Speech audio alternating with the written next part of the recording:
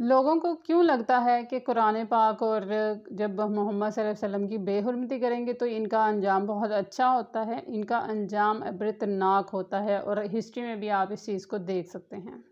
Hi, hello everyone. I hope you guys are doing great. Welcome and welcome back to our channel Sister Reaction. This is me Eliza Malik here. This is me Nayab Malik here. آج کی video بہت important ہے تو چلیں پھر آج کی reaction start کرتے ہیں۔ یہ 8 جنوری 2010 کا دن تھا جب ناروے کے ایک اخبار آفٹن پوسٹ نے کچھ ایسا شائع کیا جو کسی صورت شائع نہیں ہونا چاہیے تھا۔ اس دن اس اخبار نے رسول پاک صلی اللہ علیہ وآلہ وسلم کے توہین آمیز خاکے دوبارہ شائع کر دیے تھے، اور خبر کے ساتھ ہی اخبار کی چیف ایڈیٹر ہنڈے ہاگورڈ نے 1.5 ارب مسلمانوں کو چیلنج کرتے ہوئے کہا، مجھے یقین ہے کہ خاکوں کی اشاعت سے کوئی مضبوط رد عمل سامنے نہیں آئے گا۔ گویا نعوذ باللہ اس کے نزدیک مسلمانوں نے ناموس رسالت کی کوئی خاص قدر نہیں کی، وہ اب اس توہین رسالت کے عادی ہو چکے ہیں، لہٰذا اب جو چاہو کرو۔ اب سوچنے کی بات یہ ہے کہ یہ آج سے 13 سال پہلے کی بات ہے، جس کے بعد بھی کئی مرتبہ اس طرح کے اٹیمپٹ کیے گئے، لیکن مسلمان پوری دنیا میں سوائے مذمت کے اور کچھ نہیں کر سکی۔ اور آج ایک بار پھر سویڈن میں قرآن کی بے حرمتی کا واقعہ اس وقت پیش آیا جب پوری دنیا میں عید الاضحیٰ کا مبارک دن تھا، اور یہ صرف ایک شخص کی کارستانی نہیں بلکہ سویڈن کی حکومت نے اس کام کے لیے اسے کھلی اجازت دے رکھی تھی۔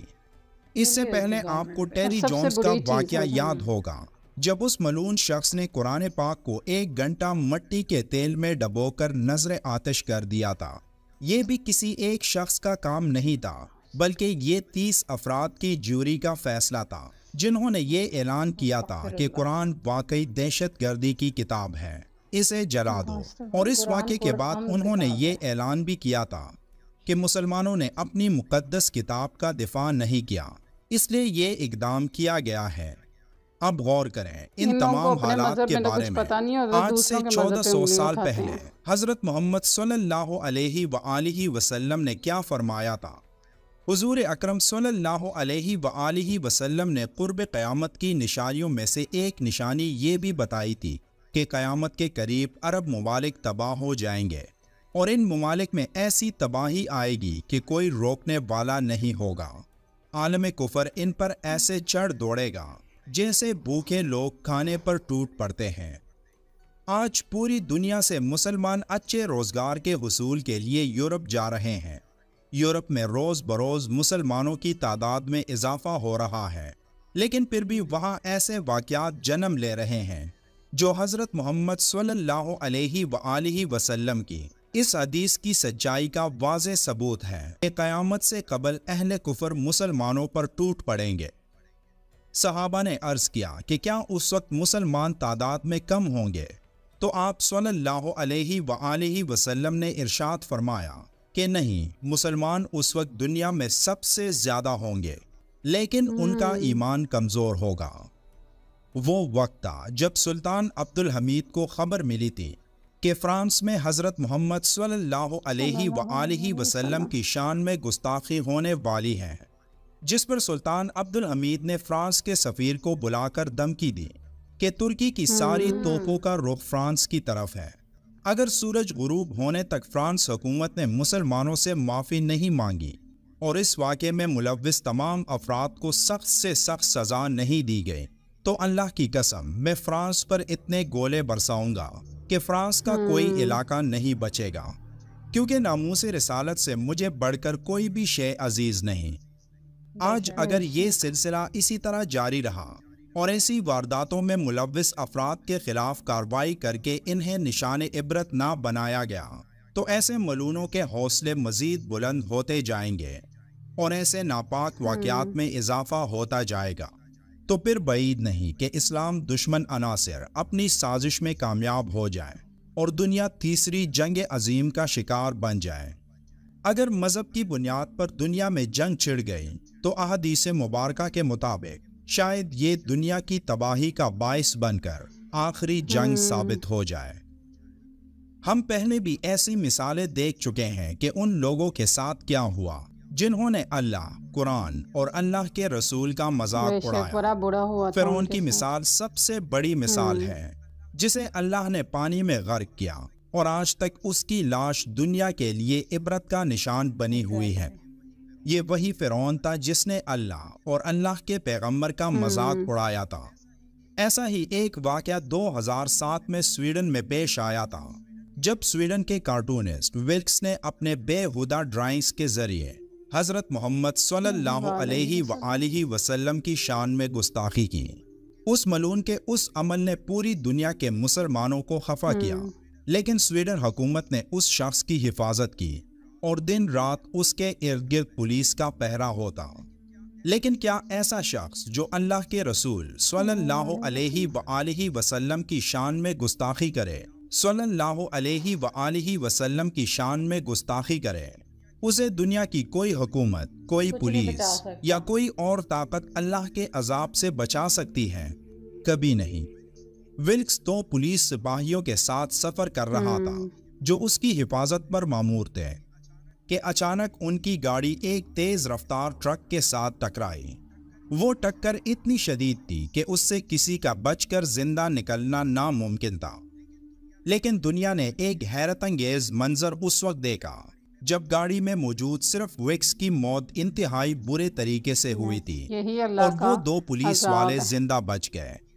یہ اللہ کی طرف سے ان لوگوں کے لیے ایک کھلی وارننگ تھی جو اللہ اور اس کے رسول کی مخالفت میں تمام حدوں سے تجاوز کرتے ہیں۔ اسی طرح پچھلے سال ایک ایسا ہی واقعہ انڈیا میں پیش آیا جب انڈیا کی ایک سیاسی جماعت کی رکن نوپو شرما نے حضرت محمد صلی اللہ علیہ وآلہ وسلم کی شان میں گستاخی کی اور آپ صلی اللہ علیہ وآلہ وسلم اور حضرت عائشہ رضی اللہ تعالیٰ عنہ کی شادی کا مذاق اڑایا۔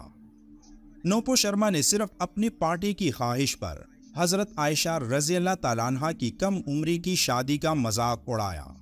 اس بیان پر سعودی گورنمنٹ نے انڈیا کی حکومت کو سختی سے کہا کہ وہ اس کے خلاف سخت کارروائی کرے اور بالآخر انڈیا کی سپریم کورٹ نے نوپو شرما کی پارٹی رکنیت ختم کر دی اور اسے حکم دیا کہ وہ پوری دنیا کے مسلمانوں سے اپنے عمل کی معافی مانگے۔ نوپو شرما نے صرف ٹویٹر پر معافی کی ایک ٹویٹ کی اور اسی ٹویٹ پر انڈین سپریم کورٹ نے اسے رہا کر دیا، جبکہ مسلمان مسلسل یہ مطالبہ کر رہے تھے کہ یہ معافی قابل قبول نہیں، لیکن نوپو شرما یہ نہیں جانتی تھی کہ وہ اپنے اس عمل سے اپنے اوپر لگی تنقید سے خود کو بچا سکتی ہے، لیکن اللہ کی پکڑ سے کیسے خود کو بچائے گی؟ معافی مانگنے تک یہ سارا واقعہ جون 2022 کو ہوا تھا اور اس واقعے کے ٹھیک 4 ماہ بعد ہی ایک خبر ملی کہ نوپو شرما کو کینسر ہو گیا ہے، جو کہ انتہائی خطرناک سٹیج پر پہنچ چکا ہے۔ اللہ ایسے ہی ان لوگوں کو عذاب میں مبتلا کرتا ہے جو اللہ، قرآن اور اس کے نبی کی شان میں گستاخی کرتے ہیں۔ یہی سب کچھ سویڈن میں کرنے والے شخص کے ساتھ بھی ہونے والا ہے، کیونکہ اللہ کی طاقت کے آگے کوئی طاقت نہیں۔ قرآن پاک کی بے حرمتی کرنے والوں کے لیے دونوں جہانوں میں دردناک عذاب کی وعید آ چکی ہے۔ عبرتناک انجام ہم جلد دیکھیں گے۔ سب مسلمانوں پر لازم ہے کہ کلام الہی کو جتنا ہو سکے حفظ کریں، پڑھیں، سمجھیں اور عمل کریں، اور بتا دیں گستاخوں کو کہ یہ مٹ جانے والا کلام نہیں، تم مٹ جاؤ گے، یہ کلام تا قیامت باقی رہے گا، کیونکہ اللہ قرآن میں فرماتا ہے، بے شک ہم نے قرآن کو نازل کیا اور بے شک ہم خود ہی اس کی حفاظت کرنے والے ہیں۔ ویڈیو کے آخر میں ایک بار درود شریف لازمی پڑھیں۔ ملتے ہیں ایک اور ویڈیو میں، تب تک کے لیے اللہ حافظ۔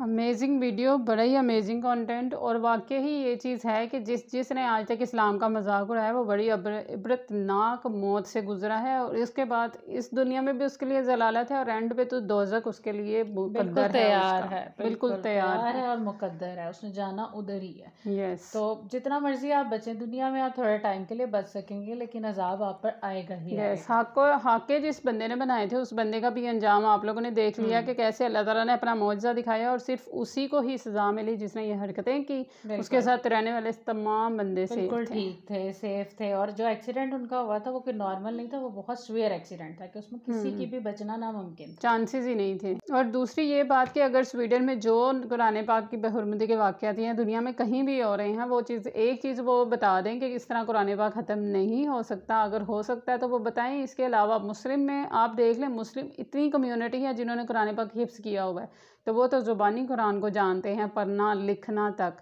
تو ان کے بارے میں ان کا کیا رائے ہے کہ کیا ہم قرآن کو بھول جائیں گے؟ قرآن کو تو خیر کوئی بھی نہیں بھول سکتا، یہ ان کی بھول ہے اور کچھ نہیں۔ یس آپ کی اس بارے میں کیا رائے ہے ضرور کمنٹ میں ہمیں بتائیے گا، اور ویڈیو کیسی لگی، ویڈیو کے اندر کی تمام باتوں کی مزید ڈیٹیل آپ کے پاس ہے تو وہ بھی آپ شیئر کر سکتے ہیں۔ اس کے علاوہ آپ کوئی ویڈیو دیکھنا چاہتے ہیں جس پہ ہم ریئیکٹ کریں تو اس کا ہمیں ضرور کمنٹ باکس میں بتائیے گا۔ چینل پہ نئے ہیں تو سبسکرائب کر کے press the bell icon for more notifications. اور اگر انسٹاگرام پر ابھی تک فالو نہیں کیا تو انسٹاگرام ڈسکرپشن باکس میں ضرور جا کے انسٹاگرام پر بھی فالو کریے گا۔ ملیں گے ایک نئی ویڈیو کے ساتھ، تب تک اپنا رکھیں بہت زیادہ خیال۔ ٹل دین بائے بائے۔